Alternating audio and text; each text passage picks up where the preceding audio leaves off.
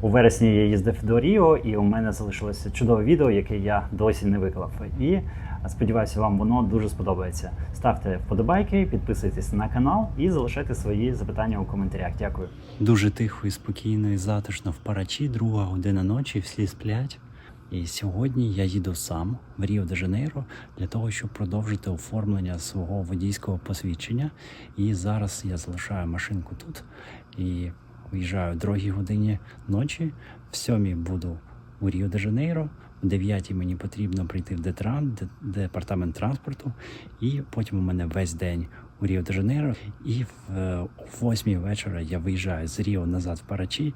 І в 12 ночі того самого дня я повертаюся сюди. Тобто я 10 годин проведу в дорозі, але сподіваюся, класно також проведу час в Ріо-де-Жанейро. Поїхали.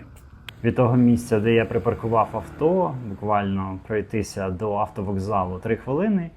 І ось такі види в центрі Парачі можна побачити вночі. Дуже затишно і спокійно. Місто відпочиває, вже майже нікого нема на вулицях. Тільки такий маленький мешканець тут бігає. Це я вже підходжу до автовокзалу. Тут також можна було припаркуватися, але це все платні парковки. Вночі то безкоштовно там стояти, але вдень потім прийде тікет. Ось я вже сів в автобус. Автобуси вночі їздять майже порожні. Але це дуже зручно, якщо вам треба вранці потрапити в Ріо, то в 2 ранці сідаєте, спите собі 5 годин в автобусі і на ранок вже опиняєтеся в Ріо. Автобуси дуже зручні, сидіння не лежачі, але десь 135-140 градусів. Дивіться, зараз показую карту, і Родовіарія до Ріо – це центральний вокзал, на який прибувають більшість автобусів, які їдуть в Ріо. Хоча, коли купуєте квитки до Ріо, то треба бути уважними, бо іноді квитки можна придбати випадково на інший вокзал. Так ось до Детрану, департаменту транспорту, тут 3 кілометри, можна було проїхатися, звісно, на таксі.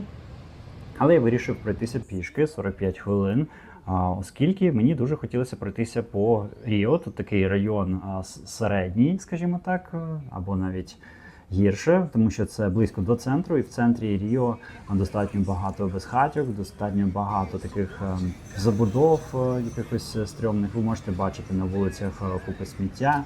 І при цьому я не дуже сильно там на себе привертав увагу, оскільки це була 8 ранку, люди йдуть на роботу, люди поспішають кудись. І я просто за цим спостерігав зі сторони. Мені було дуже цікаво, оскільки в основному я з дітьми, з сім'єю, і ми пересуваємося, звісно, або на Uber, або на своїй машині. То тут я просто хотів пройтися і подивитися, чим живе Ріо о 8 ранку. Потім я прийшов в департамент транспорту, зробив всі свої справи. На цьому я зупинятися не буду. Про те, як я оформлював водійське посвідчення бразильське, є окреме відео, і там є про Детран в Ріо-де-Жанейро. Отже, коли я вийшов з Детрану, я пішов в сторону океану. Називається Espaço Cultural da Marinha місце. І там виставка кораблів, якась підводна лодка, щось таке. Але все це було закрито. Там і музей, але там така серйозна охорона. І в середу вранці воно само собою не працює.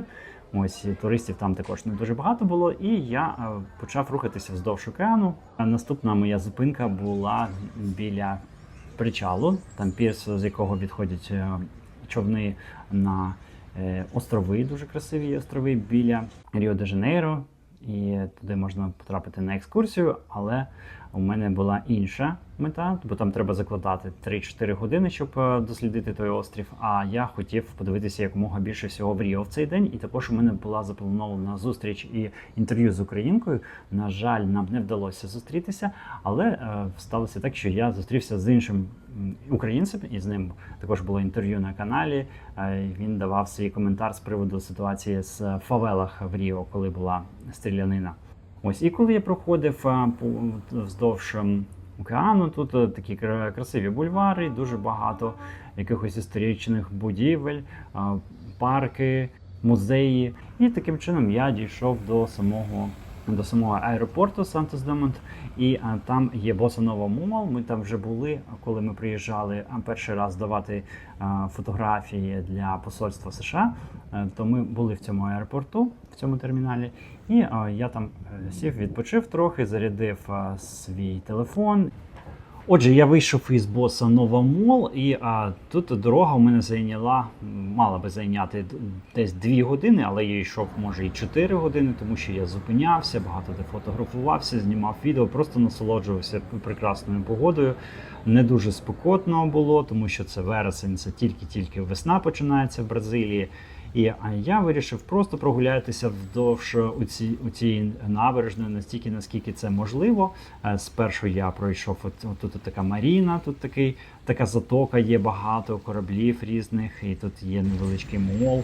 Далі я пройшов вздовж парку Фламенго, також по пляжу виходив тут на Прая до Фламенго. Прекрасний також пляж. Далі я пройшов, оця така зона тут вздовж самої траси йде пішохідна доріжка і велодоріжка, і потрапляємо ми тут на пляж, який називається Ботафого. Він дуже красивий, але він також біля дороги, і там дуже шумно, дуже багато пилу від цієї дороги. Але дуже красиво. І види на Христа, і просто на Цукрову Голову, просто шикарні види на місто Ріо-де-Жанейро. І звідси вже я домовився зустрітися з Михайлом в кафешці. І то це було на Копакабані, і я просто звідси думав вже або мені таксі брати все-таки, або пішки. Я вирішив все одно пішки, бо час в запасі був, і якби молодий, здоровий, так, треба прогулятися, бо коли ти їдеш на машині, ти багато чого не бачиш. А коли ти отак от гуляєш, то це шикарна якраз екскурсія виходить. Добре, це я так швиденько спробував розповісти про весь маршрут, а тепер безпосередньо рухаємося вздовж парку Фламенко. Дивіться, середа, ранок, весна, людей зовсім небагато.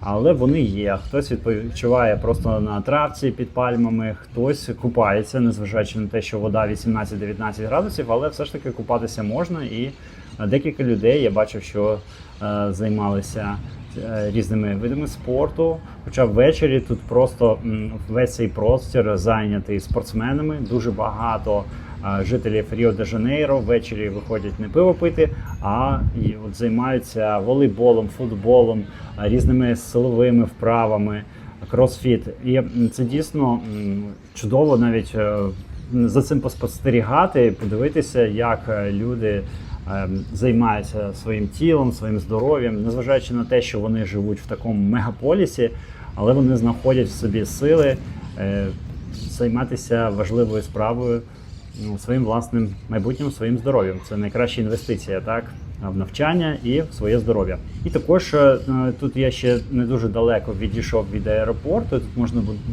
дуже багато побачити літаків, які поруч літають. І цей аеропорт Сантос-Думонт, він відомий тим, що він має дуже короткі посадкові полоси. І дуже красиво можете собі уявити, коли сідає літак, то він пролітає якраз над Копакабаною, потім над Ботафого, над Фламенко. Тобто це найкращі такі пляжі з білим пісочком, з дуже красивими краєвидами на гори, на Христа. Тобто, якщо ви летите на такому літаку, то ви можете побачити дуже красиві види. Але також треба зазначити, що це другий аеропорт Ріо-де-Жанейро.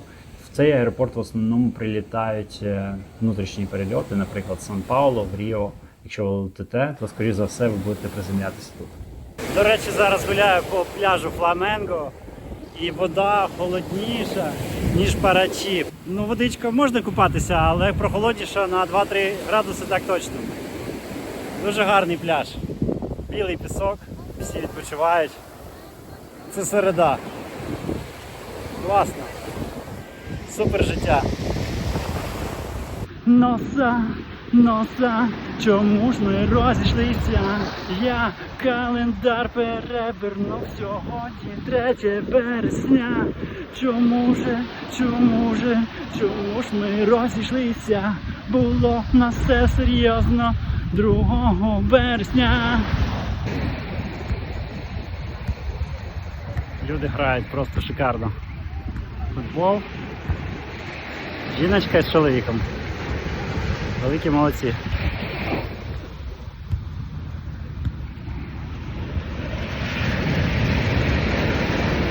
Кайф. Я саме з великого міста, із Запоріжжя, звісно, не таке це велике місто, як Ріо, але все-таки з часом в своєму житті я зрозумів, що мені, от саме мені, краще жити в маленькому місті або в такій сільській місцевості. Це все-таки більш спокійний вайб, спокійний ритм, немає цієї метушні, біганини туди-сюди. І я розумію тих людей, які хочуть жити в Ріо, особливо коли ти молодий, коли ти студент, коли тебе немає сім'ї, мабуть, це дуже круто.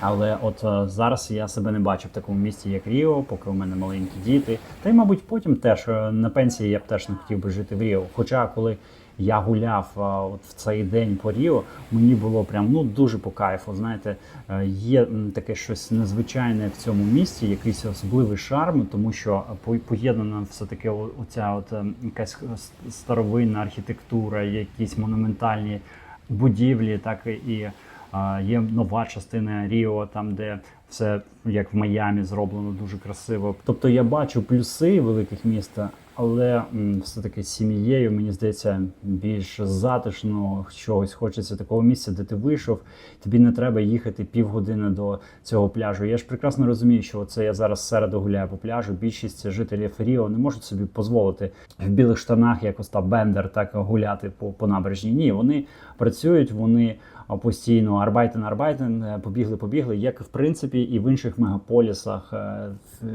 цього світу. Так? А все-таки в малому місті є можливість, якщо ти заробляєш онлайн, а якщо навіть не заробляєш, зробити так, щоб ти міг заробляти онлайн. Це в принципі зараз доступно, навчитися чомусь, якось придумати щось завжди можна.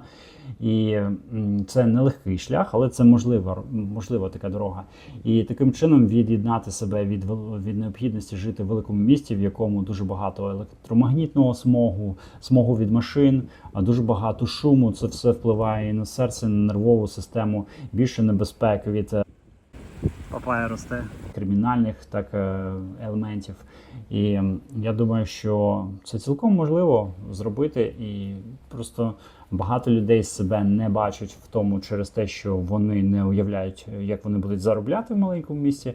Але я знаю таких людей, які заробляють дуже добре, але вони все одно хочуть жити в великому місті, в мегаполісі, їм по приколу, бо там є багато інфраструктури, просто безліч варіантів проводження часу.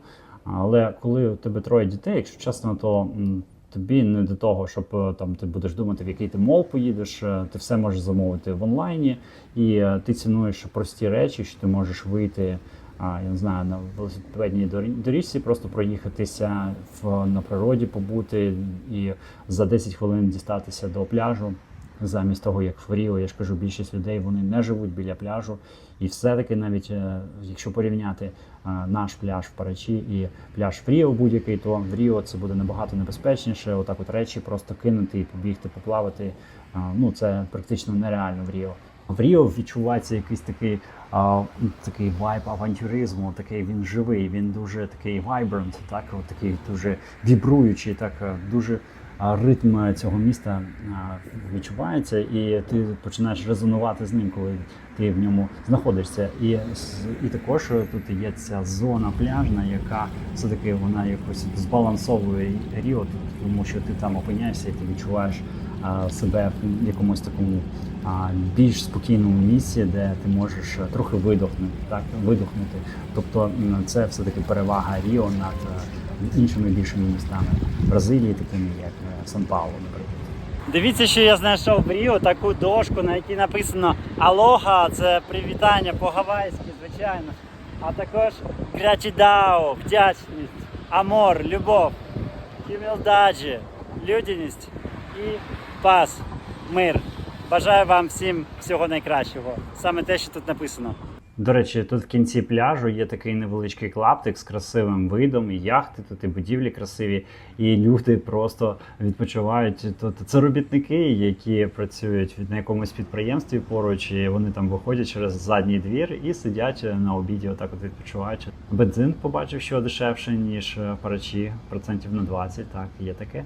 І майже з усієї цієї зони, де я гуляв, видно статую Христа. класно. Я навіть не знав, що у Парі Сен-Жермен є своя академія футбольна в Ріо-де-Жанейро. Прям з видом на статую Христа. Отже, я пройшов вже більшу частину свого шляху, тут пройшов Ботафого, і далі мені треба було потрапити в центр Копакабани. Це був короткий шлях, який я пішов. Взагалі-то тут ще між Копакабаною і Ботафого ще є Пау де Асокар або Цукрова голова. Це дуже відома локація в Ріо, такий самий відомий майданчик, як і на статуї Христа, але туди веде канатна доріжка. На статую Христа веде фунікульор, такий якби вагончик, який веде сюди. А на Пау де Асокар, бачите, оце дуже такий красивий туди канатна доріжка веде, і там класні види відкриваються також на затоку більше. Залежить, звісно, від погоди, але я думаю, що там такі прикольніші види мають відкриватися. Ми там ще не були, ми були лише на статуї Христа.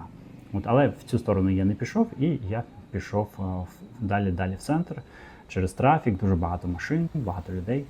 Ось так от прогулявся я далі по Ріо. Тепер щодо моїх відчуттів, коли я гуляв в цій частині Ріо, тобто це Копакабана, але це не біля пляжу, а трохи внутрішня частина Копакабани.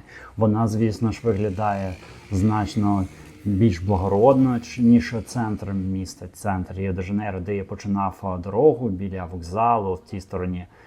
Тут видно, що дуже сильно прибирають, дуже сильно слідкують за вулицями. Також де-не-де можна побачити якогось бездомного, але їх не так багато. І взагалі вулиці дуже чисті. Транспорт ходить по годиннику просто, дуже багато транспорту, дуже організований весь рух. Є така проблема в Ріо все одно, що підрізають дуже мотоциклісти, вони їдуть, сигналять, і потрібно постійно дивитися по дзеркалах. А також дуже багато кафешок по всьому Ріо, і також ось Копакабана мол. Ось такий, тут є великий мол. І взагалі дуже багато шопінгу, але бачите, навпроти молу лежить такий бездомний. Їх не сильно багато, так вони є, але вони не кидаються в очі. І найголовніше, що в принципі в Ріо я не бачив якихось агресивних бездомних. Наприклад, на Гаваях в Гонолулу бездомних значно менше, ніж у Ріо, але частина з них не при пам'яті, тобто вони або якихось таблеток не приймалися. Я не знаю, що вони приймають, але вони можуть кидатися на людей. Це не дуже часто видно, але вони, скоріш за все, не кидаються, а більше просто ходять по вулицях і кричать. В Ріо бездомні, вони живуть своїм якимось життям. Звичайно, це негативне явище і це неприємно. Якщо так от жити десь на Копакабані, знімати житло, я хочу нагадати, що це не дешеве місце. І також це один з мінусів таких великих міст. Тобто ти платиш за те, щоб бути в епіцентрі подій. Так, у тебе багато всякої інфраструктури класної, але разом із тим є мінуси, про які я вже сьогодні згадував, але також мінус в тому полягає, що треба більше заробляти. Так, бо життя дорожче, оренда житла дорожче. І потім ми зустрілися з паном Михайлом, і далі вже буду показувати вам нову локацію, куди ми з ним поїхали після того, як відвідали декілька кафешок, в яких працюють його друзі. Він мені показав в класній локації в Копакабані, і потім ми поїхали в Іпанема, називається цей пляж. Так, ось дивіться, ми приїхали на Прая де Іпанема, це один також з найбагатших таких районів в Ріо-де-Жанейро, і тут є чудове місце Педро до Арпуадор. Тут знаходиться сьома станція рятувальників, і подивіться, як тут дуже красиво і гарні місця. І на це місце приходять дуже часто ввечері люди полюбуватися тим, як сонце красиво заходить за гори. І ми, щоб побачити цей чарівний вид, мали дійти до Педро до Арпуадор або скеля до Арпуадор. І поки ми йшли, ми побачили дуже багато людей, продають якісь свої товари. Прямо так от тут, прямо на вулиці, бачите, ось я знайшов свою машину, комбі Volkswagen. Дуже красиві фігурки, до речі, з дерева. І багато всього для серфінгу, для пляжу, прикраси, і якісь парфюми. Чого тільки тут немає, дуже багато всього. Футболки з бразильськими прізвищами бразильських відомих футболістів різних епох. Особливо популярні в Ріо-де-Жанейро, багато де бачив, їх продають і футболки, і різні інші атрибутики з національною символікою. Тут також можна побачити дуже багато і туристів, і місцевих людей. В Ріо-де-Жанейро приїжджають дуже багато людей з усіх латиноамериканських країн, звісно, з Америки, з Канади і з Європи також. Нарешті ми прийшли до цієї Педро до Арпоадор, до цієї скелі. Тут якби ніби починається після цієї скелі інший вже пляж. Тобто з правої сторони ми прийшли до Прая до Арпоадор, Іпанема, а зліва невеличкий також є пляжик. Бачите, люди деякі до сих пір купаються, незважаючи на прохолодну воду, і мені дуже подобається те, про що я кажу. Цей вайб такий спортивний в Ріо, він присутній. Дуже багато людей займаються спортом, грають в футбол, і дівчата, і хлопці. І це прям дуже, дуже класно. І вид просто космічний, чудовий, прекрасний вид.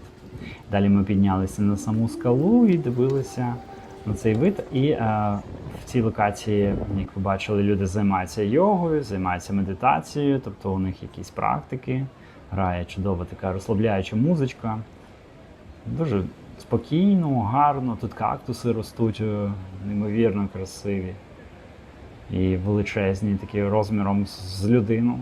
А це цей вид на іншу сторону, на іншу бухточку невеличку. І отже, з цієї другої сторони від скелі Арпоадор знаходиться Прая до Діабло. Маленький такий пляжик, але можна побачити, які довгі-довгі хвилі тут. І це прямо ідеальна локація для серфінгу, але я думаю, що це для більш таких вправних і досвідчених серферів. Я б там не став би плавати, бо і каміння є, так? А оця частина, там де Іпанема, то там хвилі також, бачите, довгі такі для серфінгу, ідеальні. І люди там дійсно займаються серфінгом. Якщо вам видно, на цьому відео можна їх побачити доволі багато, незважаючи на погоду. Я думаю, зараз вже тепліша вода, і там буде набагато більше серферів. І це також дивовижне видовище. І це вже була заключна частина поїздки. Після цього я попрощався з паном Михайлом, сів в Uber і поїхав на вокзал. Десь 40 хвилин їхав, заплатив, здається, десь 50 реалів, біля $10. Таксі коштує відносно недорого в Ріо-де-Жанейро. Тобто також слід зазначити, що незважаючи на те, що вже була 7 година вечора, але був сильний трафік, і я, хоча мав в запасі, не знаю, мабуть, хвилин 40, я ледве встиг на свій автобус. Я відправився додому в Парачі, де мене чекала моя сім'я. Дякую всім за перегляд, бажаю чудового дня. Підписуйтесь на канал, ставте вподобайки для просування українського контенту про Бразилію, життя українців в Бразилії. І хто хоче і може підтримати канал, будь ласка, всі реквізити в описі цього відео. І також ви можете звернутися до мене за консультацією, якщо вам потрібно, якщо вас цікавить тема переїзду у Бразилію. Дякую, на все добре.